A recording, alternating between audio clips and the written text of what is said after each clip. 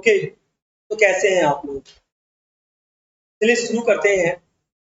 और जिस चैप्टर्स की हम चर्चा करने जा रहे हैं, ये chapters consignment account. CA foundations में इस चैप्टर की जो वेटेज है ये 10 to 12 मार्क्स की। यानी आप ये समझ लीजिए इस चैप्टर से जो न्यूमेरिकल क्वेश्चंस आएगा या एमसीक्यू आएगा या ट्रू एंड फॉल्स आएगा, इन सब को मिला करके इस चैप्टर से आपका 10 से लेके 14 मार्क्स तक न्यूमेरिकल क्वेश्चन से 10 से 12 मार्क्स शुरू करते हैं। तो चैप्टर्स का नाम है कंसाइनमेंट अकाउंट। तो सबसे पहले तो आप ये समझिए ये कंसाइनमेंट अकाउंट क्या होता है। कंसाइनमेंट अकाउंट सुनिएगा, कंसाइनमेंट अकाउंट जो है ना, ये एक स्पेशल टाइप्स ऑफ ट्रांजैक्शंस क्या है। कंसाइनमेंट अकाउंट जो है ये एक स्पेशल टाइप ऑफ ट्रांजैक्शंस है। मैं रिपीट कर रहा हूँ, स्पेशल टाइप। कौन सा type? Special type of transactions. इसका मतलब समझिएगा कि कंसाइनमेंट वर्ड यूज क्यों होता है। एक नॉर्मल सेलर प्रोडक्ट को सेल करता है और उससे रेवेन्यू जनरेट करता है, लेकिन एक होल सेलर या एक मैन्युफैक्चरर हमेशा अपने बिजनेस को एक्सपेंशन करना चाहता है, यानी अपने बिजनेस को फैलाना चाहता है। वह चाहता है जिस सिटी में है या जिस टाउन में है उस टाउन में तो बिजनेस करे ही करे और दूसरे सिटी या टाउन में जाकर भी बिजनेस करे। तो उसके दिमाग में ये आता है कि क्यों ना हम कंसाइनमेंट की बिजनेस स्टार्ट। कंसाइनमेंट क्या है? एक स्पेशल टाइप्स ऑफ ट्रांजैक्शंस, यानी स्पेशल टाइप्स ऑफ सेल। आप इसको इस तरीके से समझ सकते हैं, आपके द्वारा ये पॉसिबल नहीं होता है कि हर सिटी और हर टाउन पे आप अकेले जाकर के बिजनेस कर सकते। तो आप क्या करते हैं, किसी दूसरे इंडिविजुअल सप्लायर, चाहे वो होलसेलर हो, चाहे वो रिटेलर हो, चाहे वो मैन्युफैक्चरर्स हो, उससे आप मिल जाते हो या ट्रेडर से आप मिलते हो और बोलते हो आप हमारे बिहार में हमारे प्रोडक्ट को बेचोगे और इसके बदले में जो मैं रेवेन्यू जनरेट करूंगा उसके ऊपर मैं आपको कमीशन प्रोवाइड करूंगा। यानी जो जो प्रोड्यूसर्स है, जो मैन्युफैक्चरर्स है, जो होलसेलर है, वो खुद प्रोडक्ट को नहीं बेच रहा है, वो किसी दूसरे एंटिटी से प्रोडक्ट को सेल करवा रहा है। यानी कि एसके सी लिमिटेड बीटीएस जो लिमिटेड है ना उसको प्रोडक्ट दे रहा है। एसकेसी लिमिटेड कोलकाता का मैन्युफैक्चरर्स है और बीटीएस लिमिटेड पटना का है। तो एसकेसी लिमिटेड क्या करेगा, जो बीटीएस लिमिटेड है ना उसको अपना प्रोडक्ट दे देगा और बोलेगा आप इस प्रोडक्ट को सोल्ड करिए, इससे जो हमें फायदा होगा उसमें से मैं आपको कमीशन प्रोवाइड करूंगा। यानी कि जो प्रोडक्ट एसकेसी लिमिटेड बीटीएस लिमिटेड को दे रहा है ना, तो उस बीटीएस लिमिटेड के पास में ओनरशिप नहीं जा रहा है। क्या नहीं जा रहा है? कोई भी ओनरशिप नहीं जा रहा है। यानी आप ये समझिए, जस्ट हमने आपको गुड्स कंसाइन किया है सेल करने के लिए और उससे जो फायदा होगा उसके ऊपर मैं कमीशन दूंगा। मैं आपको ओनरशिप ट्रांसफर नहीं किया हूँ, इसलिए मैं इसको सेल नहीं मानूंगा। क्या नहीं मानूंगा? सेल नहीं मानूंगा। तो होप सो अब आपको समझ में आ रहा है कि नहीं आ रहा है? There are two parties involve in consignment. वैसे तो मैं बोलूंगा 3 पार्टी इन्वॉल्व है। तो पहला पार्टी कौन? जो उस प्रोडक्ट का ओनर है। दूसरा पार्टी कौन? जो उस प्रोडक्ट को सेल कर रहा है। लेकिन तीसरा पार्टी कौन? जो उस प्रोडक्ट खरीद रहा है। समझ में आ रहा है कि नहीं आ रहा है? तो गुड्स जो कंसाइन होता है वो 2 लोगों के बीच में होता है। पहला पार्टी जो इन्वॉल्व होता है कंसाइनमेंट बिजनेस में उसे हम कंसाइनर बोलते हैं। क्या बोलते हैं? कंसाइनर बोलते हैं। दूसरा पार्टी जो उस प्रोडक्ट को सेल करेगा उसे हम कंसाइनी बोलेंगे और तीसरा पार्टी जो उस प्रोडक्ट को खरीदेगा उसे हम कस्टमर्स बोलेंगे। वरना पॉइंट्स तो होता क्या है? होता क्या है, याद रखिए क्या क्या डिटेल्स दिया हुआ रहता है। सबसे पहले तो एक कंसाइनी के द्वारा कितना सेल किया गया है, एक कंसाइनी के द्वारा कितना सेल किया गया है। दूसरा कंसाइन, अच्छा कंसाइनी जो सेल कर रहा है वो किसके लिए कर रहा है? कंसाइनर के लिए कर रहा है। लेकिन ये प्रोडक्ट कौन ट्रांसफर किया है? ये प्रोडक्ट ट्रांसफर किया है कंसाइनर। तो उस प्रोडक्ट का जो रिस्क होगा वो किसका होगा? कंसाइनर। उस प्रोडक्ट के ऊपर जो खर्च करेगा वो कौन करेगा? कंसाइनर करेगा। पॉइंट्स। तो कमीशन भी कौन प्रोवाइड करेगा? कंसाइनर प्रोवाइड करेगा। जो इन्वेंट्री बच जाएगा, यानी जो प्रोडक्ट नहीं बिका है वो किसकी प्रोडक्ट होगी, कंसाइनर की। वो कंसाइनी अपने बुक्स ऑफ अकाउंट में उस प्रोडक्ट को क्लोजिंग स्टॉक से ट्रीट नहीं करेगा। कौन ट्रीट करेगा, कंसाइनर करेगा। कोई दिक्कत है क्या? अच्छा, एडवांस जो पेमेंट रिसीव करेगा वो कौन रिसीव करेगा, कंसाइनर रिसीव करेगा। बैलेंस ड्यू कौन लेगा, कंसाइनर लेगा। तो होप्स तो आपको समझ में तो आ गया होगा। बिजनेस को एक्सपेंशन करने के लिए कंसाइनमेंट की बिजनेस किया जाता है। यानी बिजनेस को एक्सपेंशन करने के लिए हम एक स्पेशल टाइप्स ऑफ ट्रांजैक्शन करते हैं जिसे हम कंसाइनमेंट बोलते हैं, जहां पर टू पार्टीज इन्वॉल्व होते हैं। जो एक वो जो उस प्रोडक्ट की ओनर है, दूसरा वो जो उस प्रोडक्ट की एजेंट है। जो उस प्रोडक्ट की ओनर है उसे हम कंसाइनर बोलेंगे, जो उस प्रोडक्ट की एजेंट है उसे हम कंसाइनी बोलेंगे। होप से समझ में आ रहा है, क्लियर है? अब थोड़ा सा हम इसको समझते हैं। Consignment is the process of sending of goods, जहां पर एक पर्सन दूसरे पर्सन को गुड्स सेंड कर रहा है, जिसका पर्पज क्या है, सेल करना है। किस बेसिस पे, कमीशन बेसिस पे। जब एक पर्सन दूसरे पर्सन को प्रोडक्ट सेंड करेगा तो दूसरा पर्सन यानी कि जो कंसाइनी है उसका पर्पज होगा सेल करना। किस बेसिस पे, कमीशन बेसिस पे। क्लियर कि नहीं है? At the sole risk of the sender, जो मेन रिस्क होगा उस गुड्स का, अगर गुड्स खराब हो जाता है, नष्ट हो जाता है, बर्बाद हो जाता है, तो ये जो रिस्क है ना, ये कंसाइनी का नहीं है, ये रिस्क किसका है, कंसाइनर का। कोई दिक्कत है? दो पार्टीज इन्वॉल्व है, एक जो प्रोडक्ट को सेल कर रहा है, दूसरा जो उस प्रोडक्ट को रिसीव करके सेल कर रहा है। तो सेल किस पर्पज से कर रहा है, कमीशन के लिए कर रहा है। और सोल जो रिस्क होता है वो किसका हो जाएगा, कंसाइनर का हो जाएगा। In other words, when goods are sent by one person to another to be sold by the latter on behalf and at the risk of the former। Farmer का मतलब होता है जो कंसाइनर है जिसने गुड्स को सेल किया है। इस ट्रांजैक्शन को पता क्या बोलते हैं, कंसाइनमेंट। एकदम ध्यान से समझिएगा। When goods are sent by one person, जहां पर एक पर्सन गुड्स सेंड करता है to another to be sold by the latter, दूसरे पर्सन को इसलिए भेज रहा है ताकि बाद में उस गुड्स को क्या कर सके, बेच सके। At the risk of the former, जो गुड्स को सेंड कर रहा है, जो गुड्स को सेंड कर रहा है, क्या कर रहा है, गुड्स को, जो गुड्स को सेंड कर रहा है उसका पर्पज क्या है, उसका पर्पज क्या है, कमीशन प्रोवाइड करने का। लड़के नहीं है, लेकिन जो गुड्स को सेंड कर रहा है रिस्क भी उसी का है, क्योंकि उसने ओनरशिप ट्रांसफर नहीं किया है, उसने सिर्फ पोजीशन दिया है। लड़के नहीं है, आप मेरे बिहाफ में सेल करो जिसके लिए मैं आपको कमीशन दूंगा। तो ऐसे जो ट्रांजेक्शन होता है, एक तो जो मैं प्रोडक्ट खुद बेच रहा हूँ वो तो सेल है, लेकिन जब मैं अपनी प्रोडक्ट किसी दूसरे टाउन या दूसरे सिटी में किसी और के द्वारा सेल करवाऊंगा तो उसे हम कंसाइनमेंट बोलेंगे। क्या बोलेंगे, कंसाइनमेंट बोलेंगे। होप सो क्लियर है क्या? Okay. Person who sent the goods to be sold on his behalf is called the consignor। जो पर्सन गुड्स सेंड कर रहा है अपने बिहाफ में सेल करने के लिए उसे हम कंसाइनर बोलते हैं। क्या बोलते हैं, कंसाइनर। जो पर्सन अपने बिहाफ में क्या बोल रहा है, गुड्स को बेचने के लिए, उसे हम कंसाइनर, यानी जो पर्सन गुड्स सेंड करेगा वो कंसाइनर हो जाएगा। Whereas the person to whom the goods are sent to be sold, जिस पर्सन को गुड्स सेंड किया गया है ताकि वो गुड्स को बेच सके उसे हम कंसाइनी बोलेंगे। क्या बोलेंगे बच्चों, कंसाइनी बोलेंगे। यहां तक क्लियर है क्या? पंकज को डाउट है क्या इसमें? ओके, नेक्स्ट चलते हैं हम। Consignment of goods is not a sale, ये तो समझ में आ गया है। तो कंसाइनमेंट ऑफ गुड्स को हम क्या नहीं मानेंगे, सेल्स नहीं मानेंगे। It is a mayor transfer of position, यानी कि हमने ओनरशिप ट्रांसफर नहीं किया है, जस्ट हमने पोजीशन ट्रांसफर किया। क्या ट्रांसफर किया है, पोजीशन ट्रांसफर किया है। इस रिलेशनशिप जो कंसाइनर और कंसाइनी का होता है ना, वो प्रिंसिपल एंड एजेंट का होता है। प्रिंसिपल जो उस प्रोडक्ट का ओनर होता है, एजेंट जो उस प्रोडक्ट को सेल कर रहा है जिसके बदले में उसको कमीशन मिलने वाला है। तो the consignee does not become the debtor of the consignor.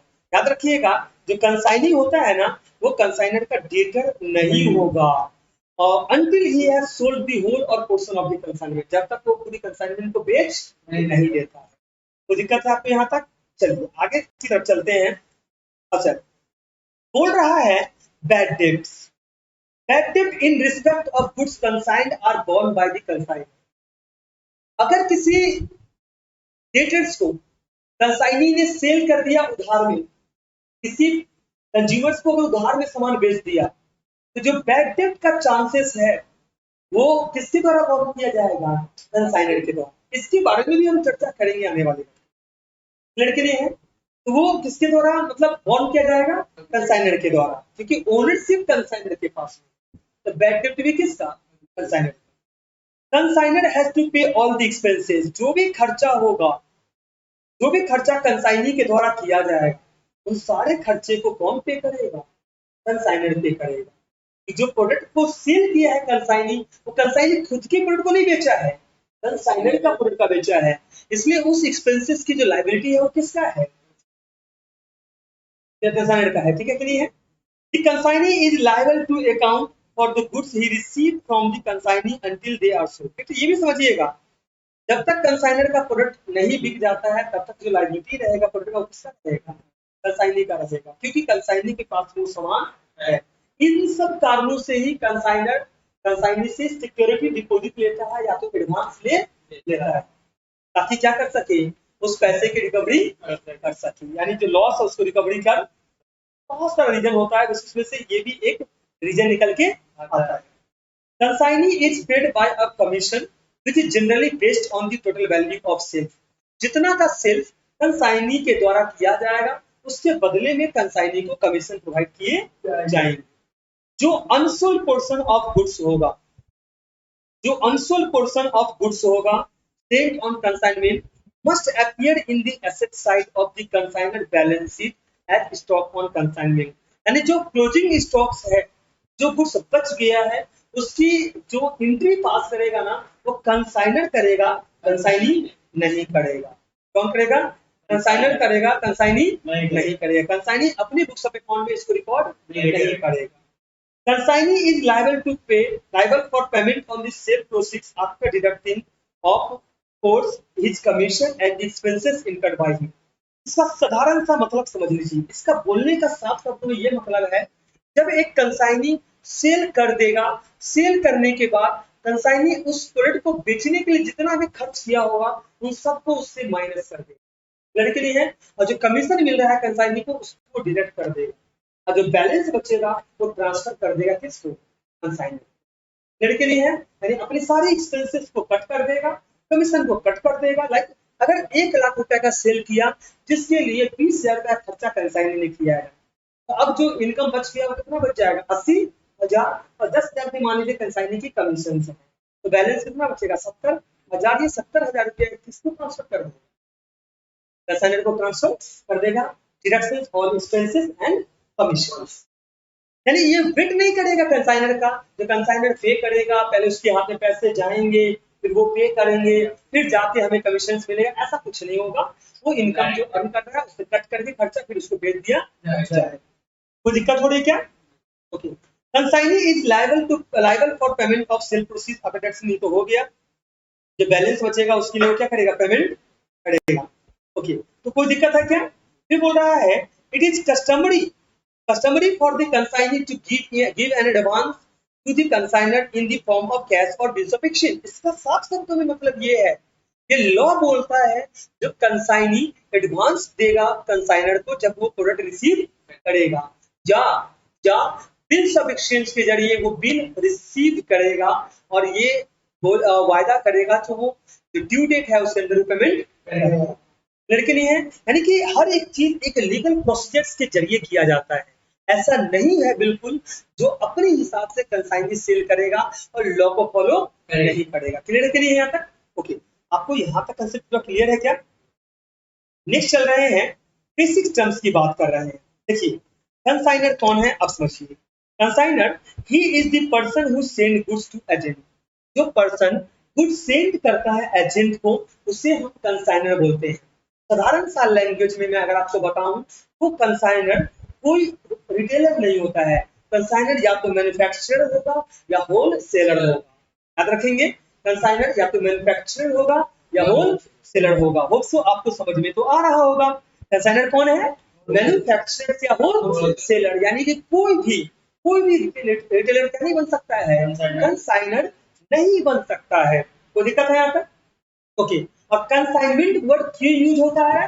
क्योंकि एक एंटिटी अपनी प्रोडक्ट को खुद अपने नाम से दूसरे जगह पे नहीं बेच रहा है, वो किसी दूसरे एंटिटी को दे दिया है प्रोडक्ट, और उसके द्वारा उस प्रोडक्ट को सेल किया जा रहा है, इसलिए ये वर्ड आ जाता है कंसाइनमेंट। पॉइंट क्लियर के लिए है। और वो जो प्रोडक्ट सेल किया जा रहा है वो सेम सिटी या सेम टाउन या सेम प्लेसेस पे नहीं हो रहा है, वो किसी दूसरे सिटी, दूसरे टाउन या दूसरे प्लेसेस पे हो रहा है। कोई दिक्कत हो रही है क्या तक? ओके, कंसाइनी कौन है? He is the agent to whom goods are sent for selling। यह एक एजेंट है जिसको गुड्स सेल करने के लिए सेंड किया गया है। अच्छा, नेक्स्ट टॉपिक आता है प्रोफॉर्मा इनवॉइस। प्रोफॉर्मा इनवॉइस क्या होता है इसको थोड़ा समझ लेते हैं। देखिए, सिंपल वर्ड में समझिएगा, जब आप किसी दुकान पे जाते हैं तो प्रोडक्ट खरीदते हैं ना, तो आपको एक बिल दिया जाता है। क्या दिया जाता है? बिल दिया जाता है। तो वो आपकी ओरिजिनल बिल होता है जिस प्रोडक्ट को आपके द्वारा परचेज किया गया है। लेकिन परफॉर्मा इनवॉइस थोड़ा सा अलग है। कंसाइनर जब गुड्स सेंड करता है ना कंसाइनी को, तो ओरिजिनल बिल नहीं देता है। क्या नहीं देता है? ओरिजिनल बिल नहीं देता है, लेकिन एक ऐसा बिल देता है जिसमें उस सारे प्रोडक्ट का जानकारी दिया हुआ रहता है। क्या प्राइस है, नंबर ऑफ यूनिट्स कितना है, वो सब कुछ क्या रहेगा उसमें गिवन रहेगा। उसको हम इनवॉइस बोलते हैं, परफॉर्मा इनवॉइस बोलते हैं। क्या बोलते हैं? मतलब ये एक ओरिजिनल बिल नहीं है। जैसे आज मान लीजिए आप मोबाइल फोन परचेस करने के लिए गए, तो मोबाइल फोन जब आप लोग परचेस करोगे तो वो जो बिल भी आपको दिया जाएगा वो ओरिजिनल बिल है, लेकिन आपको बोला गया मोबाइल फोन सेल करने के लिए, और इसके बदले में जो आपको बिल दिया दे रहा है कंसाइनर, वो परफॉर्मा इनवॉइस है, वो ओरिजिनल बिल। तो कोई दिक्कत हो रही है आपको यहाँ तक? थोड़ा समझ में आ रहा है परफॉर्मा इनवॉइस क्या है? Goods sold on consignment can not be treated as sale. Goods sold करना कंसाइनमेंट के जरिए, इसको सेल के रूप में ट्रीट नहीं किया जाएगा। The consignor does not prepare proper invoice. Consignor क्या नहीं करता है? प्रॉपर इनवॉइस प्रिपेयर नहीं करता है। तो वो सिंपली क्या इनवॉइस प्रिपेयर करता है? परफॉर्मा इनवॉइस प्रिफर करता है और कंसाइनी को गुड्स सेल कर देता है। कोई दिक्कत है आपको यहाँ तक? तो क्लियर हो रहा है कि नहीं हो रहा है? ओके, जिसमें सारा इंफॉर्मेशन दिया रहता है, उसका गुड्स का प्राइस क्या है, कितना खर्चा हुआ है उसके ऊपर, मोड ऑफ ट्रांसपोर्टेशन क्या है, और किस प्राइस में उसको सेल करना है, ये सब कुछ क्या रहता है परफॉर्मा इनवॉइस में गिवन रहता है। कोई भी दिक्कत हो रही थी आपको यहाँ तक? ओके, नेक्स्ट जो हम बात कर रहे हैं in the books of consignor में, consignor open 3 accounts in his ledger. Consignor 3 account open करता है। सबसे पहला अकाउंट जो ओपन करता है उसे हम बोलते हैं consignment account. Sir consignment account क्या है? बच्चों, कंसाइनमेंट अकाउंट एक स्पेशल ट्रेडिंग अकाउंट के जैसा होता है। किस जैसा होता है? Special trading account. देखिए, ट्रेडिंग अकाउंट कौन बनाता है? जो ओरिजिनल सेलर होता है वो बनाता है। मैं खुद अगर सेल कर रहा हूं तो मैं क्या बनाऊंगा अपने लिए? ट्रेडिंग अकाउंट बनाऊंगा। लेकिन मेरी प्रोडक्ट कोई और बेचेगा जिसके बदले में उसको कमीशन दूंगा, तो वो लोग बनाएंगे कंसाइनमेंट अकाउंट। तो कंसाइनमेंट अकाउंट और कुछ नहीं है, ज्यादा घबराना नहीं है, चैप्टर टफ नहीं समझिएगा। ये क्या है? कंसाइनमेंट अकाउंट जो है ये एक स्पेशल ट्रेडिंग अकाउंट है। क्या है?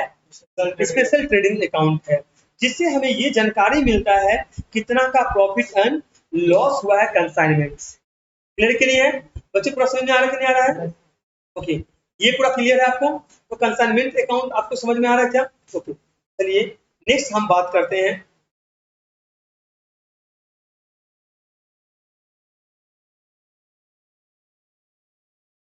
अच्छा, consignment account it is not a personal account.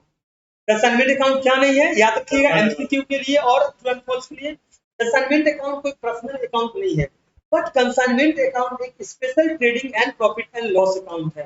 और आपको तो पता ही होगा पीएल में जो आइटम आता है उसे नॉमिनल अकाउंट बोलते हैं। तो हम बोल सकते हैं कंसाइनमेंट अकाउंट क्या है? एक नॉमिनल अकाउंट है। क्या है? नॉमिनल अकाउंट है। It is prepared to show the balance due to or from consignee at a particular date. यानी कि ये, अच्छा, कंसाइनी अकाउंट क्यों बनाते हैं? कंसाइनी अकाउंट इसलिए बनाते हैं जब पर्टिकुलर डेट में सेल करने के बाद जो बैलेंस बचेगा वो किसको सेल किया जाएगा? कंसाइनर को, जिसके लिए हमें कंसाइनी अकाउंट बनाना पड़ता है। तो कंसाइनर ये जानना चाहता है कंसाइनी अकाउंट बना करके तो कितना कंसाइनी से हमें पैसे लेने देने हैं। तो कंसाइनी अकाउंट जो बनाता है ना, ये पर्सनल अकाउंट है। ये कंसाइनी क्या है, एक एजेंट है, और एजेंट के नाम से कंसाइनर क्या बना रहा है, अकाउंट बना रहा है। हम बच्चों इसको क्या बोलेंगे, पर्सनल अकाउंट बोले। क्या बोलेंगे, कंसाइनी अकाउंट क्या है, पर्सनल। तो कंसाइनमेंट अकाउंट क्या है, नॉमिनल अकाउंट, और कंसाइनी क्या है, पर्सनल अकाउंट है। और नेक्स्ट आता है गुड सेंट ऑन कंसाइनमेंट। जो गुड सेंड किया गया है किस बेसिस पे, कंसाइनमेंट के बेसिस पे, जिसमें ये बताया जाता है कि कितना अमाउंट का गुड्स कंसाइनी को हमने सेंड किया है। तो good send on consignment account जो है ना, ये रियल अकाउंट है। क्या है, रियल अकाउंट है। The balance is created to purchase और ट्रेडिंग अकाउंट। तो जो भी गुड सेंड ऑन कंसाइनमेंट होता है ना, तो जब आप कंसाइनमेंट अकाउंट बनाओगे ना, इसको डेबिट साइड में आप लिखोगे to good send on consignment account. जैसे हम नॉर्मली क्या करते हैं, जब हम ट्रेडिंग एंड ट्रेडिंग अकाउंट बनाते हैं तो हम क्या लिखते हैं, टू परचेज बोलकर कंसाइनमेंट अकाउंट, कंसाइनमेंट अकाउंट। तो आपको समझ में पूरा आ रहा होगा, क्लियर है कि नहीं है। नेक्स्ट हम बात करते हैं method of solving question. Basically Puneet हम दो मेथड हम लोग यूज करेंगे। पहला मेथड है कॉस्ट प्राइस मेथड, और दूसरा है invoice price method. Cost price method जो परचेजिंग प्राइस है, उस प्राइस मेथड को हम लोग क्या बोलते हैं, कॉस्ट प्राइस मेथड। तो कॉस्ट प्राइस मेथड से इसकी कैलकुलेशन किए जाते हैं, या तो इनवॉइस प्राइस मेथड से होता है। इनवॉइस प्राइस का मतलब होता है एवं दी कॉस्ट प्राइस। लेकिन या तो इसकी चर्चा हम आज की क्लास में करेंगे, अगले लेक्चर में करेंगे। लेकिन आज जो हम न्यूमेरिकल सॉल्व करेंगे तो बेसिकली कॉस्ट प्राइस मेथड की कंसेप्ट पूरी तरीके से आज क्लियर कर लेंगे। कोई दिक्कत है क्या, आप लोगों को कुछ प्रॉब्लम हो रहा है क्या, समझ में आ रहा ना। अब देखिए कंसाइनमेंट अकाउंट में फॉर्मेट कैसा है। देखिए कंसाइनमेंट अकाउंट में फॉर्मेट कैसा है। Format of consignment account cost price method की बात कर रहे हैं। सबसे पहले in the books of consignor, books of account कौन बना रहा है, कंसाइनर। तो कंसाइनर अपने अंदर कौन सा अकाउंट बनाएगा, कंसाइनमेंट अकाउंट। तो पहला जो अकाउंट है वो कौन सा अकाउंट है, कंसाइनमेंट अकाउंट। कौन सा अकाउंट है बच्चों, कंसाइनमेंट अकाउंट है। पहला जो अकाउंट है वो कौन सा अकाउंट है, कंसाइनमेंट अकाउंट है। ओके, पहला अकाउंट कौन सा है, कंसाइनमेंट अकाउंट। तो कोई दिक्कत है आपको यहाँ तक। अच्छा, सबसे पहला एंट्री क्या होगा, जो गुड सेंड किया जाएगा कंसाइनर के द्वारा कंसाइनी को, तो इसका एंट्री होता है आपका consignment account debit to good send on consignment. अगर ओपनिंग स्टॉक्स है तो उसको भी आप ले लेंगे, फिर है ना। दूसरा आइटम आता है कंसाइनर जो गुड सेंड करने के लिए खर्च करता है, चाहे वो जो खर्चा करता है उससे हम डायरेक्ट एक्सपेंसेस बोलते हैं। तो कंसाइनर कहाँ से पे करेगा, अपने बैंक अकाउंट से पे करेगा, है ना। तो जिसकी जर्नल एंट्री होगा consignment account debit to bank account. किस किस तरह खर्चा कर सकता है, गैरेज का कर सकता है, क्रेडिट का कर सकता है, और इंश्योरेंस वगैरह खर्चा कर सकता है। ये सारे खर्चे डायरेक्ट नेचर्स का है, जो गुड सेल करने के लिए किया जा रहा है। नेक्स्ट जो एंट्री आप देख रहे हो ये बाय कंसाइनी अकाउंट का है, यानी कि गुड सेल, गुड कौन किसके द्वारा सेल किया जाएगा, कंसाइनी के द्वारा गुड सेल किया जाएगा, जिसकी एंट्री होगा consignee account debit to consignment account. जो कंसाइनर के लिए इनकम है तो क्या लिखेगा, बाय कंसाइनी अकाउंट। कंसाइनी को क्या किया है, डेबिट किया है, इसलिए कहाँ आएगा, क्रेडिट साइड में आया कंसाइनमेंट का, क्या बोलते गुड सोल्ड का आइटम है। ओके, अगर कुछ एबनॉर्मल लॉस होता है, एबनॉर्मल लॉस ट्रेडिंग अकाउंट में कहाँ पड़ता है, क्रेडिट साइड में। तो इसकी एंट्री बनेगी abnormal loss account debit to consignment account. अगर कुछ क्लोजिंग स्टॉक बच गया है तो इसकी एंट्री होगा consignment stock account debit to consignment, consignment stock account debit to consignment account. कोई दिक्कत है। अच्छा, जब कंसाइनी गुड्स रिसीव करेगा तो रिसीव करने के वक्त में कंसाइनी खर्चा करेगा, और सेल करने तक का जो खर्चा करेगा वो भी बाद में कौन बियर कर रहा है, कंसाइनर। तो वो खर्चा किसके लिए कंसीडर किया जाएगा, कंसाइनर के लिए, चाहे वो कैरेज हो, चाहे कस्टम ड्यूटी हो, चाहे रिपेयर्स हो, चाहे कमीशन हो। अगर आपकी बैलेंस क्रेडिट बैलेंस निकल रहा है तो प्रॉफिट ऑन कंसाइनमेंट है, डेबिट बैलेंस निकल रहा है तो लॉस ऑन कंसाइनमेंट है। क्रेडिट बैलेंस का मतलब होता है क्रेडिट साइड ज्यादा है और डेबिट साइड कम है, तो आपका क्या निकलेगा, प्रॉफिट निकलेगा। और डेबिट बैलेंस का मतलब है डेबिट साइड ज्यादा है और क्रेडिट साइड कम है, तो क्या निकलेगा, लॉस ऑन कंसाइनमेंट निकलेगा। होप्स तो आपको यहाँ तक तो पूरी तरीके से क्लियर हो गया होगा, समझ में आ रहा, क्लियर है। ओके, नेक्स्ट हम बात करते हैं फॉर्मेट ऑफ कंसाइनी अकाउंट। अब देखिए कंसाइनी हालांकि कौन सा अकाउंट है, पर्सनल अकाउंट है, तो कंसाइनी से रिलेटेड आइटम ही आएगा। पहला कौन सा आइटम होगा? कंसाइनी ने जो सेल किया है, तो क्या एंट्री आपने पास किया था? Consignee account debit to consignment account. अभी किसकी लेजर बना रहे हो? कंसाइनी का। तो डेबिट साइड में लिखेंगे टू कंसाइनमेंट अकाउंट। क्या लिखेंगे? To consignment account. कोई भी दिक्कत यहाँ तक समझ में आ रहा है ना आपको? ओके। नेक्स्ट, कंसाइनी जब उस प्रोडक्ट को सेल करेगा, रिसीव करने से लेकर सेल करने तक का जो खर्चा होगा वो सब ले लेगा। लेकिन इससे पहले कंसाइनी जो है, इससे पहले जो कंसाइनी है वो एडवांस देगा। किसको एडवांस देगा? कंसाइनर को, सिक्योरिटी मनी के रूप में। तो कंसाइनी का, कंसाइनर का बैंक में पैसा आएगा, तो क्या एंट्री होगा? Bank account debit to consignee account. हम पहले क्या लिख देंगे? By bank account. क्लियर है कि नहीं है? फिर जो कंसाइनी के द्वारा खर्च किया गया है उस कंसाइनमेंट को सेल करने के लिए, तो एंट्री क्या आपने किया था? कंसाइनमेंट अकाउंट में आपने एंट्री किया था consignment account debit to consignee account. तो कंसाइनी में क्या लिखेगा? By consignment account. कोई दिक्कत हो रही क्या यहाँ तक? ओके, आगे चल रहे हैं।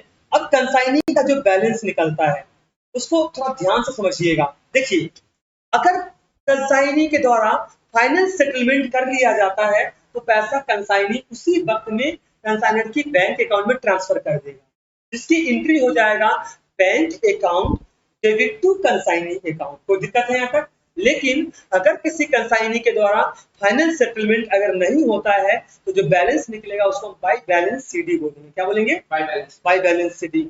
होप सो आपको पूरी कंसेप्ट क्लियर हो गया होगा। यहाँ पे क्लियर है कि नहीं है? नेक्स्ट चलते हैं आगे की तरफ।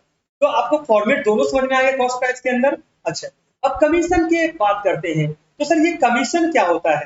देखिए, जो भी क्वेश्चन हमारे द्वारा सिलेक्ट किए गए हैं, अगर जितने भी बच्चे हैं अगर इन सारे क्वेश्चंस को और हमारी वीडियो को सही तरीके से देख लेंगे तो 12 मार्क्स क्या है पूरी तरीके से गारंटी है उसको मिलेगा ही मिलेगा। चलिए, अच्छा, अब क्या है? कमीशन क्या है? Commission fix percentage on sales. Consignee के द्वारा जो टोटल सेल्स किया जाएगा उसके ऊपर कमीशन प्रोवाइड किए जाएंगे। पॉइंट्स ये। अच्छा, कमीशन 3 तरीके का होता है। सबसे पहला जो आता है पंकज, वो नॉर्मल कमीशन है। क्या है? Normal commission. अमन जो आता है ये क्या है? नॉर्मल कमीशन है। तो नॉर्मल कमीशन निकलता है टोटल सेल्स के ऊपर। किसके ऊपर निकलता है? टोटल सेल्स के ऊपर। लाइक मान लीजिए मैं एक कंसाइनी हूँ, मैंने 1 लाख रुपया का सेल किया है, इसके ऊपर मेरे को 5% कमीशन मिल रहा है। तो ये जो कमीशन है ना, ये नॉर्मल कमीशन है। कौन सी कमीशन है? नॉर्मल कमीशन है। कोई दिक्कत है यहाँ तक? नेक्स्ट जो कमीशन की हम बात कर रहे हैं ये है डेल क्रेडियर कमीशन। क्या होता है? Del क्रेडियर commission. कंसाइनर को ये डर रहता है जो कहीं बैकडेट ना हो जाए। क्या ना हो जाए? तो प्रोडक्ट जो गुड्स है ना उसमें उसका रिस्क बहुत ज्यादा रहता है। बैकडेट होने से कंसाइनर को बहुत बड़ा नुकसान होने का डर है। अब कंसाइनर ना कंसाइनी को बोलेगा, देख भाई, जितना कमीशन मैं तुझे अभी दे रहा हूँ इसके अलावा मैं तुझे एक्स्ट्रा कमीशन पे करूंगा अगर तू समय से पहले या ड्यू डेट के अंदर अगर डेटेड से पैसा क्या कर लेता है? रिसीव कर लेता है। तो इसके बदले में जो कमीशन प्रोवाइड किया जाएगा, याद रखिएगा, इसे हम क्या बोलेंगे? इसे हम बोलेंगे डेल क्रेडियर कमीशन। क्या बोलेंगे? डेल क्रेडियर कमीशन, यानी एक्स्ट्रा कमीशन है जो बैकडेट से बचाने के लिए दिया जाता है। कोई दिक्कत है यहाँ तक? नेक्स्ट हम बात करते हैं ओवर राइडिंग कमीशन। ये क्या होता है? जो प्राइस है, जो प्राइस है, सुनिएगा ना, जो प्राइस है अगर उससे एक्सेस प्राइस में अगर कंसाइनी सेल करता है तो उसके ऊपर जो कमीशन देते हैं ना उससे हम ओवर राइडिंग कमीशन बोलते हैं। आप बोलोगे भैया मेरे को समझ में नहीं आया ओवर राइडिंग कमीशन। मैंने बोला आपको 150 रुपए में बेचने के लिए और आपने बेचा है उसको 160 रुपया में। आपने 10 रुपया और एक्स्ट्रा में क्या किया? सेल किया। इसे हम बोलेंगे ओवर राइडिंग कमीशन। क्या बोलेंगे बच्चों? Overriding commission. यानी for affecting sales at price higher than the price. जो कंसाइनर ने प्राइस फिक्स किया है उससे ज्यादा प्राइस में अगर एक कंसाइनी सेल कर देता है उसके ऊपर जो कमीशन हम प्रोवाइड करते हैं उसे हम बोलते हैं ओवर राइडिंग कमीशन। ये नया प्रोडक्ट को बूस्ट करने के लिए दिया जाता है ताकि कंसाइनी एक नए प्रोडक्ट कर सके, जल्दी से जल्दी बेच सके। होप्स अब आपको कंसाइनमेंट का ऑलमोस्ट कंसेप्ट क्लियर हो गया होगा और कोई दिक्कत नहीं होगा। तो मैंने क्या बोला? 2 मेथड हमें फॉलो करने हैं। हमें कितने मेथड फॉलो करने हैं? 2 मेथड। चलिए, अच्छा, del credere commission and bad debt में क्या रिलेशन है, याद रखिएगा।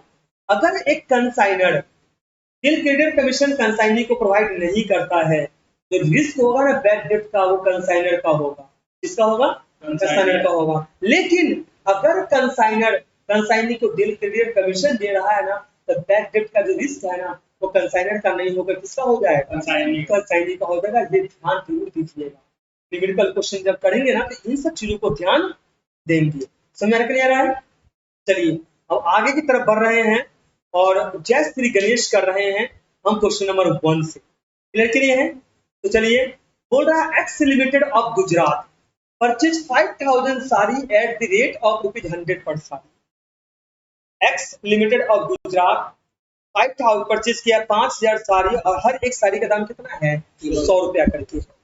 Out of these 3000 sari were sent on consignment to Y limited of Kolkata. जो कंसाइनर है गुजरात का, एक्स लिमिटेड कौन है? कंसाइनर है, और वाई लिमिटेड जो है ये कंसाइनर है। एक्स लिमिटेड कंसाइनर का जो प्लेस है गुजरात का है, और कंसाइनी का जो प्लेस है वो कोलकाता का है। और आपको तो पता ही होगा सेम प्लेस नहीं होना चाहिए, प्लेस और टाउन सिटी अलग अलग होनी चाहिए। At the selling price of ₹150, selling price कितना है? 150 रुपया पर साड़ी का है। कितना है? 150 रुपया पर साड़ी। कोई दिक्कत है क्या? Consignor paid ₹5000 for packing and freight. Consignor जब गुड सेंड कर रहा है तो पैकिंग एंड फ्रेट के लिए कितना पे कर रहा है? 5000 रुपया पे कर। वाई लिमिटेड 2500 साड़ी सेल किया है, और हर साड़ी को कितना में बेचा है? 160 रुपया में बेचा है, जिसके लिए कितना खर्चा किया है? 500 रुपया। And remitted ₹2,50,000 to Gujarat on account, और एडवांस कितना कर चुका है इसको? 2,50,000 का एडवांस ऑलरेडी कर चुका है। They are entitled to a commission of 5%। Total sales के ऊपर कितना परसेंट कमीशन मिलेगा इसको? 5%, plus further of 25% commission on any surplus. अगर उसको बेचना था एक साड़ी 150 में, लेकिन 150 के ऊपर जिस प्राइस में भी वो सेल करेगा, जितना एक्स्ट्रा प्राइस होगा उसके ऊपर 25% कमीशन मिलेगा। एक तो नॉर्मल कमीशन बोल रहा है निकालने के लिए, और एक बोल रहा है ओवर राइडिंग कमीशन निकालने के लिए। 1500 sari were sold at Gujarat at the rate of ₹110 per sari. Mister X 1500 sari Gujarat में बेच रहे हैं 110 रुपया करके। मिस्टर एक्स जो खुद प्रोडक्ट को बेच रहे हैं ये कंसाइनमेंट में नहीं आएगा, ये नॉर्मल सेल है। नॉर्मल सेल के लिए अपना अलग से अकाउंट बना रहे होंगे, उसमें इसको शो करेंगे। इसको कहाँ नहीं लेकर आएंगे? कंसाइनमेंट में सिर्फ वह प्रोडक्ट आएगा जो वाई लिमिटेड के द्वारा सेल किया गया है। होप्सो अब आपको क्वेश्चन पूरी तरीके से क्लियर हो गया होगा। Going to fall in market price. Market price क्या हो गया? प्रोडक्ट का गिर गया। Value of stock of sari in hand, जो साड़ी बचा हुआ है कंसाइनी के पास में, उसका प्राइस 5% से क्या हो चुका है? कम हो चुका है। इसको बोलते हैं NRV, नेट रियलाइजेबल वैल्यू। जबकि क्लोजिंग स्टॉक जो हम कैलकुलेट करते हैं वो कॉस्ट प्राइस में करते हैं, लेकिन जब NRV का कैलकुलेशन आएगा तो कॉस्ट और मार्केट प्राइस यानी कॉस्ट और NRV which ever is lower जो रहेगा उसी को लिया जाएगा। कोई दिक्कत है आपको यहाँ तक? चलिए इसको सॉल्व करते हैं। सबसे पहले in the books of x limited हम लोग क्या बना लेंगे? Consignment account. क्या बना लेंगे? चलिए बनाया हुआ है कंसाइनमेंट अकाउंट हमारे द्वारा। ध्यान से देखिएगा, सबसे पहला आइटम आएगा ओपनिंग स्टॉक्स ऑन कंसाइनमेंट, जो कि है नहीं। दूसरा आइटम आता है गुड सेंट ऑन कंसाइनमेंट, जो कि डेबिट साइड में आता है। और एंट्री तो आपको पता ही होगा, क्या एंट्री था? Consignment account debit to good sent on consignment account. कितना साड़ी के लिए? 3000 साड़ी। कितना साड़ी के लिए? 3000 साड़ी। और एक साड़ी को जो कंसाइनर ने भेजा है वो किस प्राइस में भेजा है? कंसाइनर ने जो एक साड़ी को भेजा है वो भेजा है आपको 100 रुपया करके। तो कॉस्टिंग कितना है? 100 रुपया। तो 3000 इंटू 100, यानी कंसाइनर के द्वारा जो गुड सेंड किया गया है वो 3 लाख रुपया का है। कितने का है? 3 लाख। 3000 साड़ी इंटू ₹100 कितना हो गया? 3 लाख। कोई दिक्कत? पहला आइटम दिमाग में पूरी तरीके से एडजस्ट कर लेना है, गुड सेल्ड ऑन कंसाइनमेंट। दूसरा आइटम की बात करते हैं। अब ये कंसाइनर जब गुड सेंड किए कर रहा होगा तो इसके लिए खर्चा किया है, तो कंसाइनर ने कितना खर्चा किया है, पैकिंग एंड फ्रेट पे खर्चा किया है कितने का, 5,000 का। कितने खर्चा किया है, 5,000। तो ये खर्चा जो किया है वो किसके द्वारा किया गया, कंसाइनर के द्वारा किया गया। तो कंसाइनर इसकी पेमेंट कहाँ से किया होगा, बैंक से किया होगा। एंट्री क्या बनेगा, एंट्री बनेगा consignment account debit to bank account.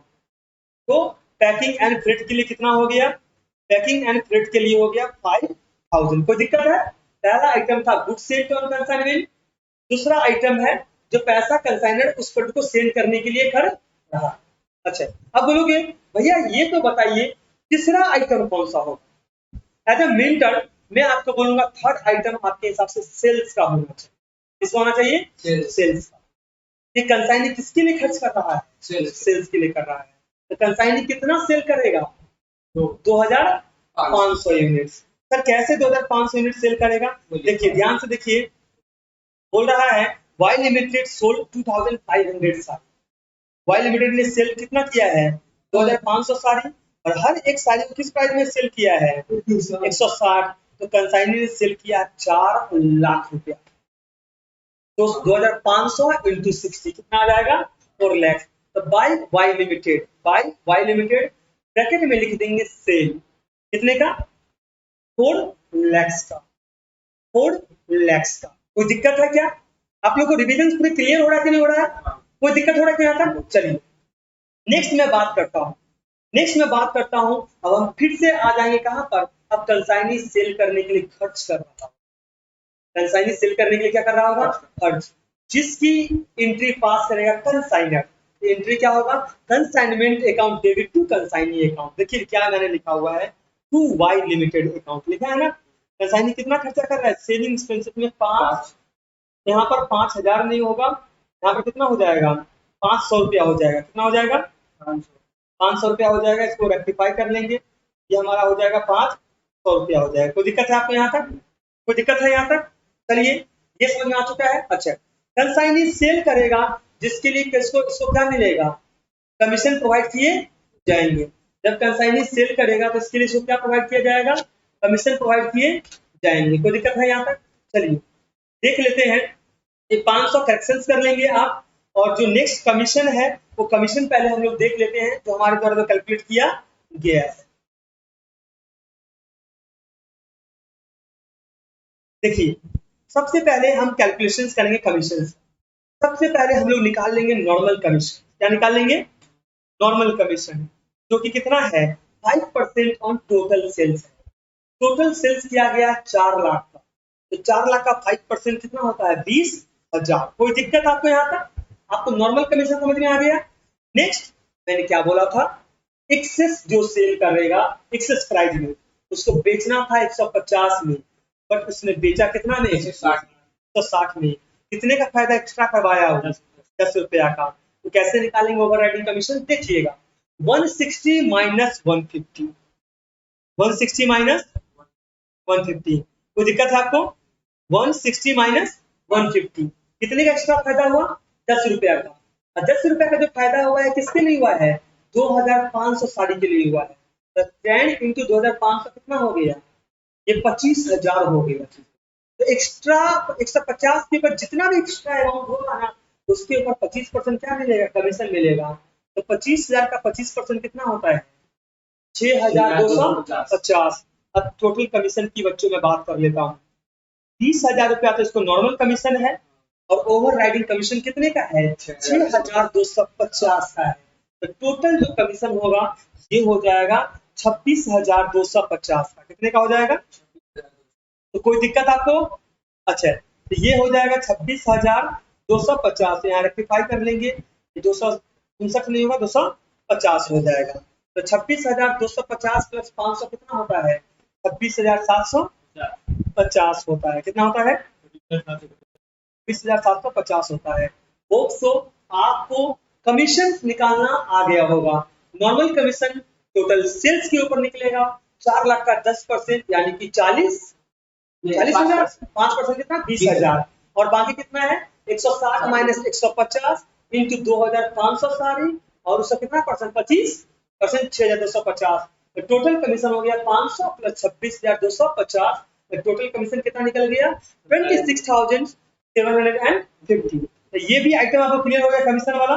Okay, next चलते हैं आगे। वर्किंग नोट्स 1 में हमने किसकी बात किया, कमीशन की बात किया, क्लियर कि नहीं है। नेक्स्ट वर्किंग की हम बात करेंगे अनसोल्ड स्टॉक्स, किसकी बात करेंगे, अनसोल्ड स्टॉक्स। अब ये मेरे को बताओ, कंसाइनर ने जो गुड सेंड किया था वो कितना यूनिट्स, 3,000 यूनिट्स। कितना यूनिट था, 3,000। लेकिन कंसाइनी ने जो सेल किया है वो कितना है, 2,500।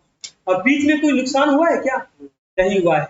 तो कंसाइनी ने जो गुड सेल नहीं किया वो कितना है, 500 यूनिट्स। कितना है, 500 यूनिट्स। कोई दिक्कत है आपको यहाँ पर, कंसाइनी जो सेल नहीं किया वो कितना यूनिट्स है, 500 यूनिट्स। होप तो समझ में आ रहा होगा।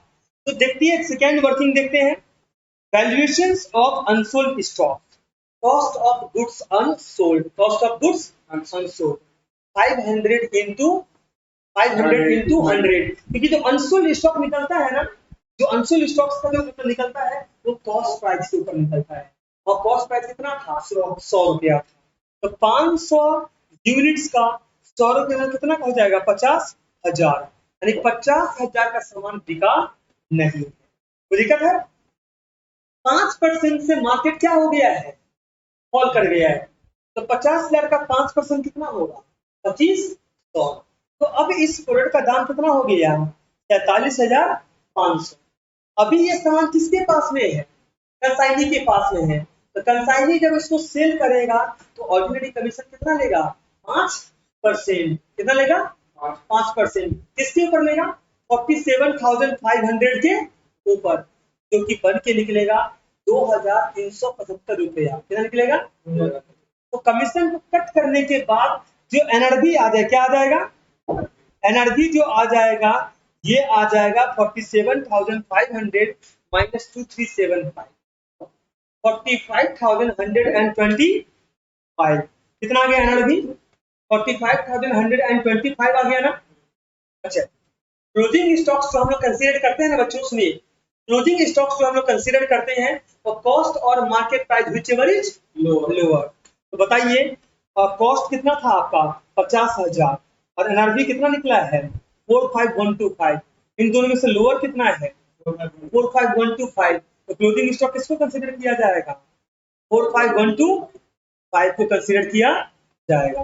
किसको कंसीडर किया जाएगा, 45,125 को कंसीडर किया जाएगा। दोस्तों आपको समझ में आ रहा है क्या, पूरा क्लियर हो रहा है क्या। चलिए, तो हम क्या करते हैं, कंसाइनमेंट अकाउंट में आ जाते हैं। हमारा एक ही आइटम छुटा हुआ था, क्या छुटा हुआ था, बाई स्टॉक्स ऑन कंसाइनमेंट, वो भी क्या हो गया मेरा, कंप्लीट हो गया। बैलेंस अब देखते हैं, टोटल जो हमारा बैलेंस निकला है,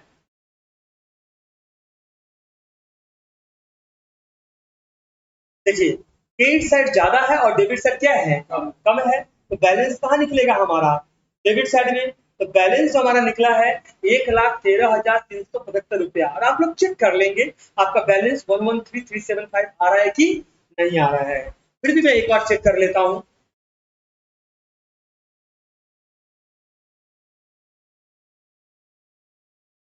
total of credit side minus debit, हाँ मेरा बैलेंस सही आया है, 113,375 का आ गया। कोई दिक्कत है क्या। नेक्स्ट हम लोग चलेंगे कंसाइनी अकाउंट, क्या चलेंगे, और कंसाइनी अकाउंट कौन सा अकाउंट है, पर्सनल अकाउंट है। तो याद रखिएगा पहला एंट्री क्या होगा, सेल का होगा ना। क्या एंट्री पास किया था, consignee account debit to consignment account. तो डेबिट साइड में हम लोग क्या लिख देंगे, टू कंसाइनमेंट अकाउंट कितने का सेल किया था, 4 लाख। क्लियर है कि नहीं है। नेक्स्ट बाई बैंक अकाउंट, जो कि एडवांस के रूप में था। तो हम लोग देख लेते हैं जो एडवांस के रूप में कितना था। एडवांस के रूप में था 2,50,000 रुपया। जो कंसाइनी किसको पे कर रहा है, जो कंसाइनी पे कर रहा है कंसाइनर। तो कंसाइनर के अकाउंट में कितना आ जाएगा, 2,50,000 रुपया। और कंसाइनी ने खर्च कितना किया है, सेलिंग एक्सपेंसेस पे 500 रुपया, उसका कमीशन है 26,250, टोटल हो गया 26,750। तो जो कंसाइनी का बैलेंस बचेगा वो बच जाएगा 1,23,250। कितना हो जाएगा, 1,23,250 बच जाएगा। 12325 कोई दिक्कत है क्या आपको यहाँ तक? तो हमने क्या बना लिया, कंसाइनमेंट अकाउंट भी बना लिया और कंसाइनिंग अकाउंट भी बना लिया। अच्छा भाई, बैलेंस शीट मैंने क्यों लिखा कि अभी तक सेटलमेंट हुआ नहीं, कोई दिक्कत? किसी को अगर कुछ पूछना हो तो पूछ सकते हैं।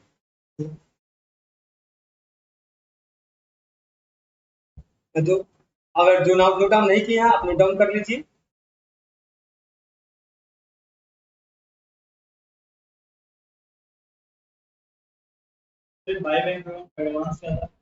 एडवांस सिक्योरिटी मनी स्कीम पे क्या होता है, कंसाइनी पे करता है, क्लियर की नहीं है, तो वो कंसाइनी को पे करना पड़ता है। तो कंसाइनी क्या बनता है, कंसाइनर के बैंक अकाउंट में चला जाता है, तो bank account debit to consignee.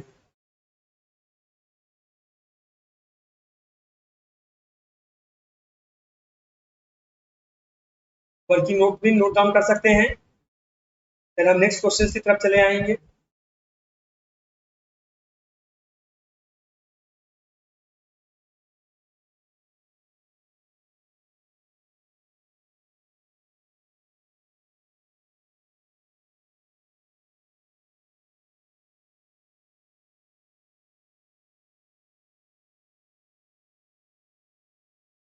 चलिए क्वेश्चन नंबर 2 पढ़ें।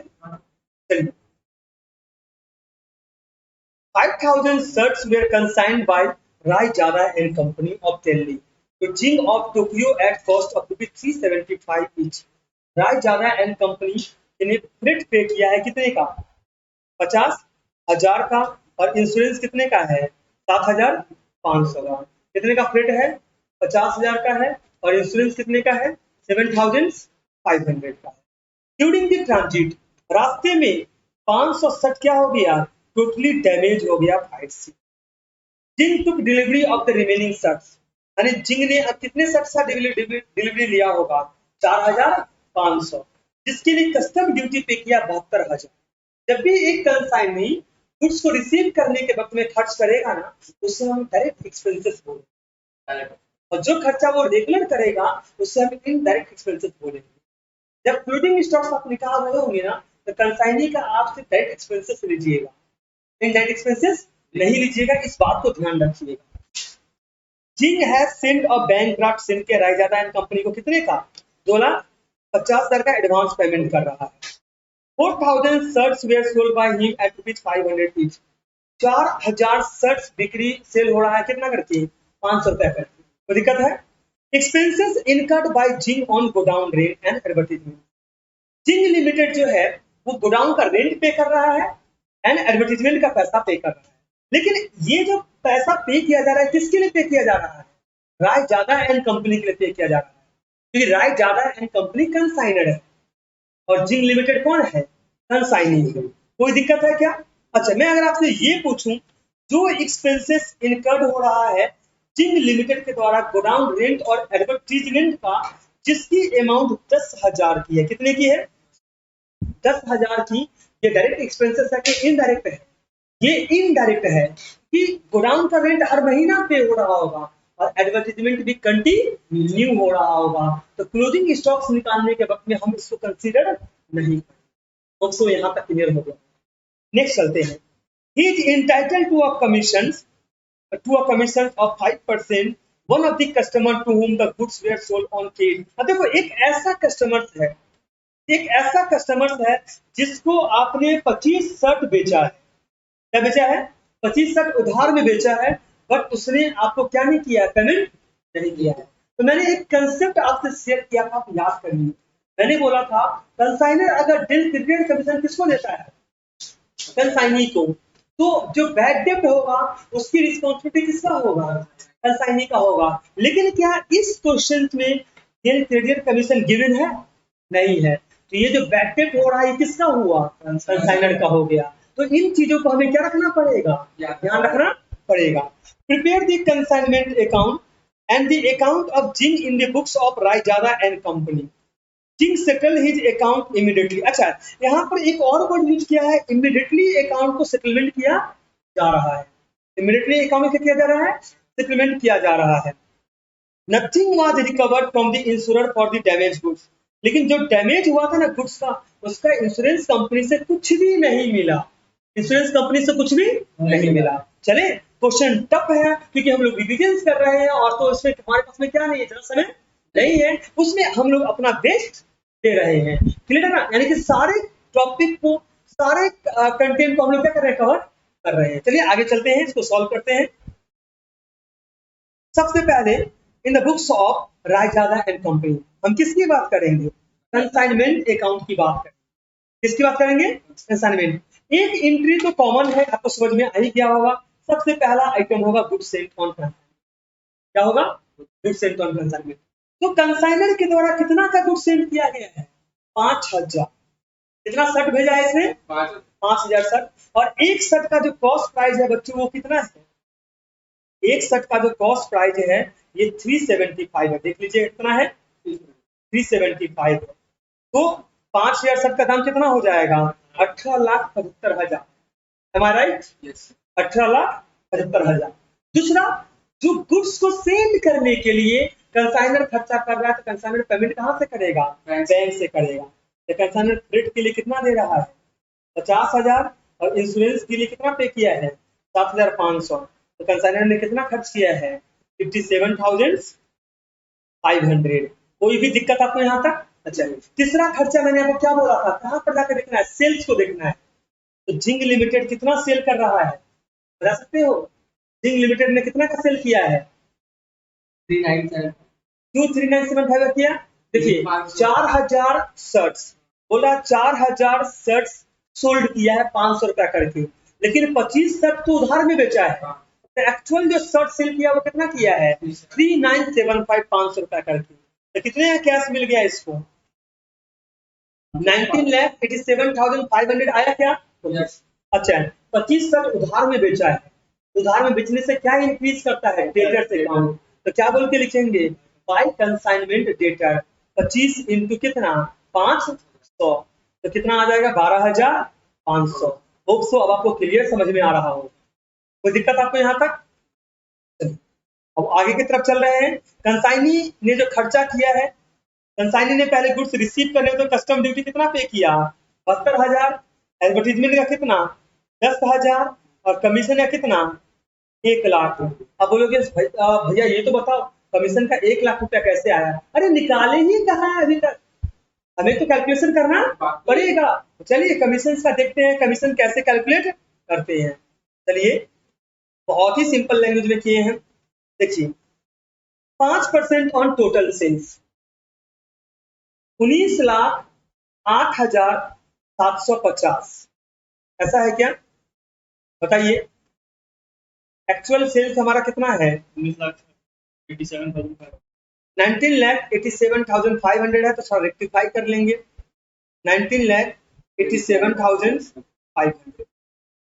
19,87,500। तो हम लोग यहाँ पर इसको थोड़ा कट कर देते हैं।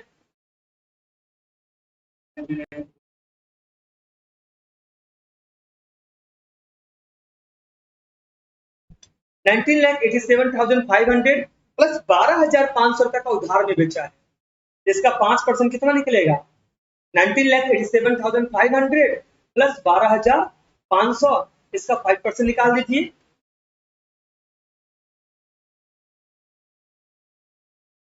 19,87,500 प्लस 12,500, 1,00,000 रुपया। यानी कमीशन कितना निकल गया हमारा, 1,00,000। तो अब क्लियर हो गया होगा कमीशन, यानी कि consignment debtor plus cash sales दोनों को मिलाकर कि टोटल सेल्स क्या, टोटल सेल्स कैसे निकलता है, टोटल सेल्स निकलता है credit sales plus cash sales. उसका 5% कितना आ गया, 1,00,000। तो कमीशन हमने कितना ले लिया है, हमने कमीशन ले लिया है 1,00,000 रुपया। चलिए आपको यहाँ तक तो डाउट पूरा क्लियर हो गया होगा। अच्छा, अब हमें कहाँ जाना है, अब देखो रास्ते में कितने का नुकसान हुआ है, रास्ते में एबनॉर्मल लॉस हुआ कि नहीं हुआ।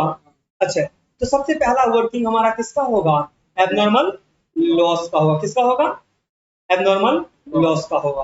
तो थोड़ा अब इसको समझ लेते हैं एबनॉर्मल लॉस को। सबसे पहले बताइए, इन ट्रांजिट जो नंबर ऑफ यूनिट्स था वो कितना था, 500 था, है कि नहीं है, जिसकी कॉस्ट प्राइस कितना था, 375 था कि नहीं था? तो कितने का लॉस हो करवा दिया मेरा? 1,82,500।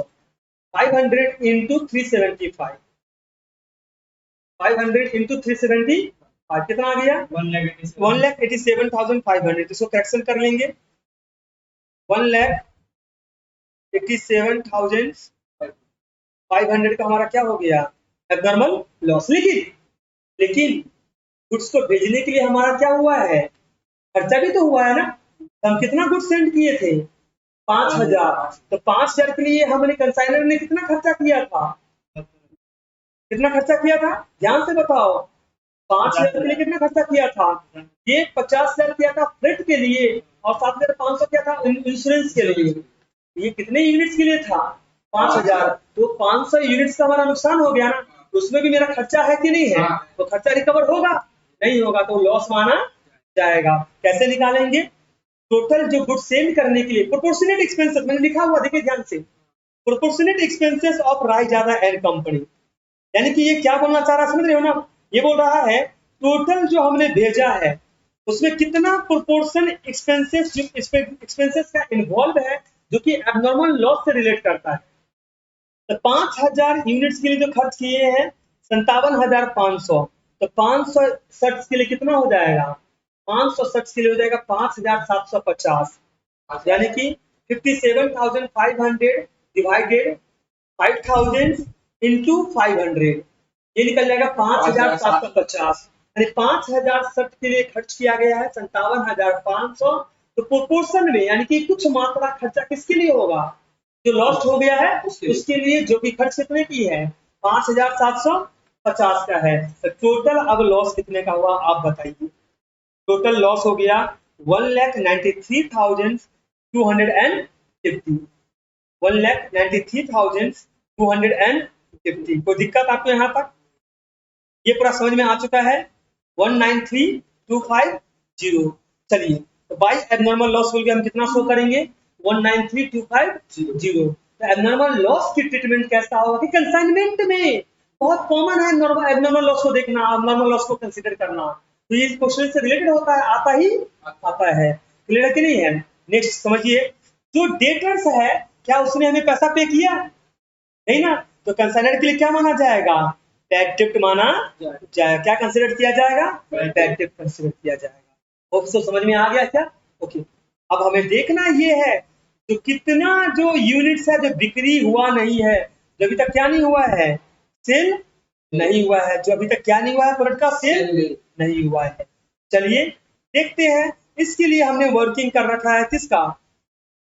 कंसाइनमेंट स्टॉक्स का। किसका? कंसाइनमेंट स्टॉक्स का। कोई दिक्कत आपको यहाँ तक? ओके चलिए तो हम वैल्यूएशन ऑफ स्टॉक्स निकालते हैं। कैसे निकाला जाएगा? सबसे पहले आप ये देखोगे कंसाइनर ने कितना सेंड किया। कंसाइनर ने सेंड किया था 5,000 और रास्ते में कितने का नुकसान हो गया? 500। और कंसाइनर ने सेल कितना किया? 4,000। कितना नहीं बेचा? 500 नहीं। कोई दिक्कत आपको यहाँ तक? कितना नहीं बेचा? 500 नहीं बेचा। और जो बच गया है ना स्टॉक्स के रूप में, उसकी एक यूनिट की कॉस्ट प्राइस कितना है? 375। उसके हिसाब से कितने का सामान नहीं बिक्री हुआ है? 1,87,500, यानी कि 500 इंटू 375 का प्रोडक्ट क्या नहीं हुआ? सेल नहीं हुआ है। जो प्रोडक्ट नहीं बिका है उसमें कंसाइनर खर्चा तो किया होगा ना, तो खर्चा रिकवरी हुआ है क्या? नहीं। तो क्या निकाल लेंगे हम? प्रोपोर्शनेट एक्सपेंसेस ऑफ रायजादा निकाल लेंगे। कितने के लिए? 500 यूनिट्स के लिए। तो रायजादा ने 5,000 यूनिट्स के लिए कितना खर्चा किया है? 57,500। तो 500 के लिए कितना हो जाएगा? यानी कि 57,500 डिवाइड बाई 5,000 इंटू 500, 5,750। अब कंसाइनी जब गुड्स को रिसीव करेगा, कंसाइनी जब गुड्स को रिसीव करेगा तो याद रखना कंसाइनी जितना का गुड्स रिसीव किया, जितना यूनिट्स रिसीव किया है ना, उसी के ऊपर वो डायरेक्ट एक्सपेंसेस का खर्चा क्या करेगा? कंसीडर करेगा। तो जब भी क्लोजिंग स्टॉक्स की वैल्यूएशन आप निकालो ना, तो कंसाइनी का इनडायरेक्ट एक्सपेंसेस को इग्नोर करिएगा। लाइक गोडाउन का रेंट हो गया, एडवर्टाइजमेंट हो गया, सेल्समैन सैलरी हो गया, सिर्फ उसी खर्चे को कंसीडर करिएगा जो गुड्स रिसीव करने के वक्त में किया गया है। वो एक ही खर्चा है कस्टम ड्यूटी गुड्स रिसीव करने के वक्त में किया है, जो खर्चा है 72,000। कितने का है? 72,000। अच्छा, अब डिवाइड कर दिया मैंने 4,500 से। कंसाइनर ने सेंड किया था 5,000 शर्ट्स, जिसमें से 500 शर्ट तो रास्ते में ही क्या हो गया, जल गया। तो कंसाइनी तक कितना पहुंचा है? 4,500। तो कंसाइनी जो वैल्यूएशन करेगा वो 4,500 शर्ट के ऊपर करेगा, 5,000 शर्ट के ऊपर नहीं करेगा। तो 72,000 डिवाइड बाय 4,500 इंटू 500 कितना आ गया बच्चों? ये कितना आ गया? 8,000। कितना आ गया बच्चों? ये 8,000 आ गया। तो आपको अभी भी समझ में आ रहा है कि नहीं आ रहा है? पूरा क्लियर आ रहा है कि नहीं आ रहा है? आ रहा है बच्चों? चलिए, तो टोटल जो कंसाइनमेंट का खर्चा हो गया, ये कितना हो गया? ये हो गया 2,01,250। ऐड करके देख लीजिए, 1,87,500 प्लस 5,750 प्लस 8,000 आ रहा है ना, 2,01,250। यस।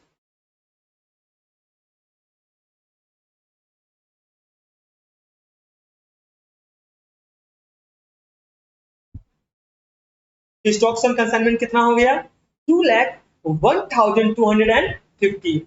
तो आपका अगर डेबिट बैलेंस निकल रहा है तो लॉस है, और क्रेडिट बैलेंस निकल रहा है तो प्रॉफिट है। तो क्रेडिट बैलेंस का मतलब है क्रेडिट साइड ज्यादा है और डेबिट साइड कम है, तो आपकी जो बैलेंस निकलेगा वो क्या निकलेगा? क्रेडिट बैलेंस निकलेगा। तो प्रॉफिट ऑन कंसाइनमेंट कितना हो गया? 2,67,500 का हो गया 2,67,500। कोई दिक्कत है? आप सब नोट डाउन कर सकते हैं। देन हम कंसाइनी अकाउंट में आ जाएंगे।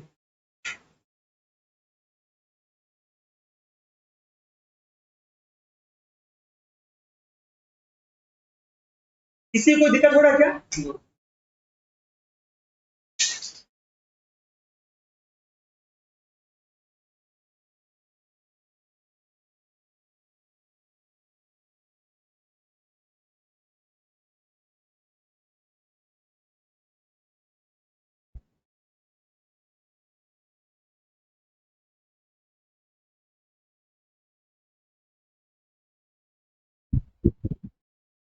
चलिए, तो कंसाइनी अकाउंट में आप चलते हैं। कंसाइनी अकाउंट में आपको पहले ही पता है, सबसे पहला आइटम सेल्स का होगा। Consignee account debit to consignment account कितना? 19,87,500। दूसरा आइटम क्या होगा? एडवांस जो कंसाइनर ने रिसीव किया है कंसाइनी से, तो कंसाइनर के बैंक में पैसा आया है, तो बाई बैंक अकाउंट कितना? 2,50,000। पर्सनल अकाउंट है, तो सिर्फ कौन सा आइटम लेना है? कंसाइनी से जो रिलेटेड होगा सिर्फ वो आइटम लेना है। पहला आइटम कस्टम ड्यूटी का है, दूसरा गोडाउन रेंट एंड एडवर्टीजमेंट्स का है। कस्टम ड्यूटी, दूसरा गोडाउन रेंट एंड एडवर्टीजमेंट्स का है। कोई दिक्कत है? क्लियर ना? और तीसरा आइटम क्या है? जो उसका खुद का कमीशन है। तो टोटल कंसाइने कितना रिसीव करेगा? 1,82,000। तो 19,87,500 से जितना वो पहले पे कर दिया, 2,50,000 उसको डिडक्ट कर दे, और फिर जो खर्चा किया, जो कमीशन है उसको माइनस कर दे। तो और लास्ट में क्या कर रहा है? कंसाइन सेटलमेंट कर रहा है, फाइनल सेटलमेंट। जो बैलेंस बच रहा है 15,55,500 रुपया, वो किसको सेंड कर देगा? बैंक में, कंसाइनर। क्लियर के लिए जो कितना निकल जाएगा? 15,55,500। कोई दिक्कत आपको यहाँ तक समझ में आ रहा है कि नहीं आ रहा है?